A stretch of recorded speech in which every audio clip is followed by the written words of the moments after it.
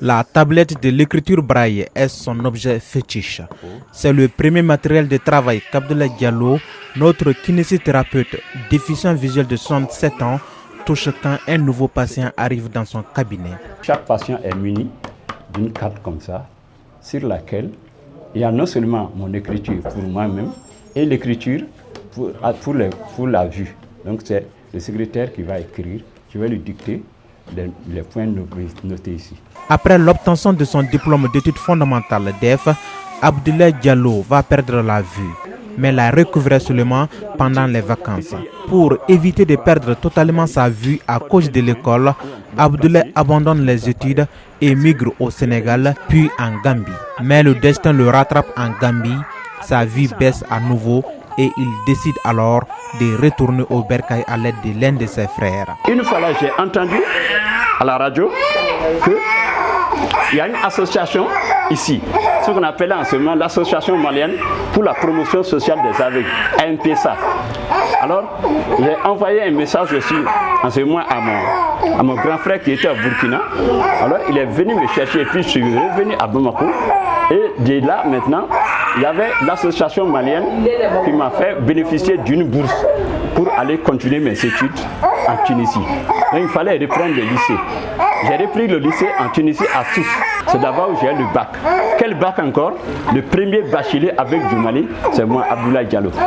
C'était en 1977. Ayant eu son baccalauréat à Sousse en Tunisie, grâce à une bourse de l'État malien, Abdoulaye Diallo bénéficie aussi d'autres bourses pour se spécialiser en kinésithérapie. Après sa formation universitaire, il a officié pendant 4 ans en qualité de fonctionnaire du public avant de démissionner pour créer son cabinet privé de soins. Aujourd'hui, tout roule comme sur des roulettes pour le vieux Abdoulaye et son premier enfant Abdoulaziz. Abdoulaye Diallo explique son succès par sa rigueur au travail et son envie d'être un modèle pour les autres personnes en situation de handicap. Quand j'ai quitté la fonction publique pour travailler à mon propre compte, n'est-ce pas, l'exercice libéral de la fonction, il fallait se dire une chose.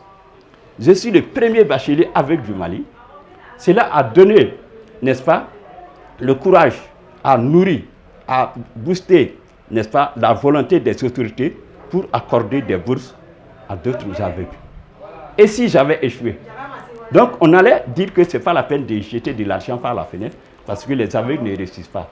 Donc j'avais une double casquette pour ma propre personne et pour, n'est-ce pas, ce qu'on appelle la primaire.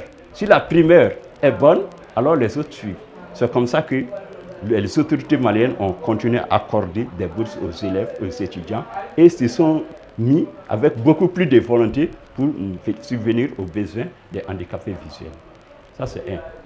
Deuxièmement, alors, il fallait se dire que quand on est handicapé, il ne faut pas toujours attendre.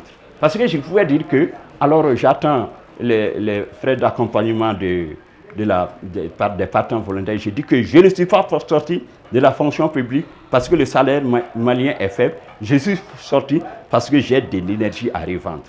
Et ce n'est pas la fonction publique. Parce que les collègues, souvent, ils viennent à 9h, je viens à 7h. Ils sortent à 13h, je sors à 14h30. Alors qu'on a les mêmes salaires. J'ai dit que cette énergie que je dépense, je vais la dépenser ailleurs à mon propre compte pour servir davantage à la nation. Parce que je risque d'être contaminé par le comportement des collègues. Le cabinet d'Abdoulaye Diallo ne désemplit pas. Les patients viennent en nombre et certains viennent de très loin.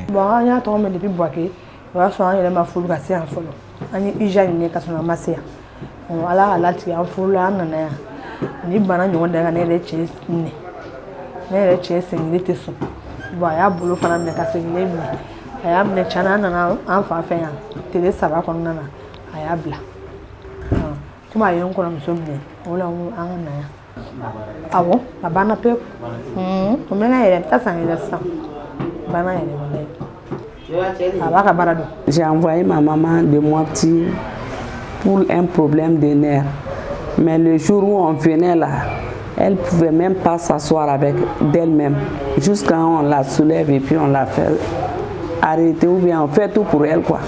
Mais aujourd'hui, je sens que ça va bien. Même si son bras là ne marche pas trop, mais je sens qu'il y a du mieux. parce que par rapport au jour où on venait là. Donc je remercie Dieu, je remercie les docteurs.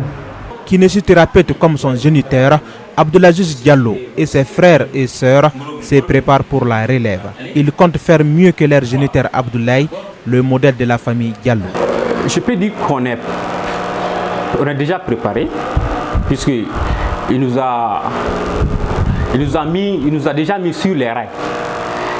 Nous sommes 4 dans la famille, une sœur, 3 frères. Nous sommes tous des agents de santé. Moi, étant l'aîné, je suis kinésithérapeute. Donc, c'est comme je suis là pour la relève. Donc, il y a d'autres, mes frères aussi sont là et sont là pour nous épauler. Abdoulaye Diallo vit sa vie avec philosophie et dit ne pas regretter de vivre avec son handicap visuel. Peut-être si je n'étais pas tombé avec, je n'allais pas servir d'exemple. Peut-être si je n'étais pas tombé avec, Dieu allait enlever la lumière de mon cerveau. Et je pourrais peut-être voir, mais aller ramasser les détritus de tomates comme un fou. Donc j'ai préféré Abdoulaye Diallo est la preuve qu'à cœur voyant, rien d'impossible. Malgré son handicap, il a su s'imposer par son ardeur au travail et son professionnalisme. Il force le respect et inspire les plus jeunes. Droit Libre TV, la web télé 100% droits humains, 100% liberté d'expression.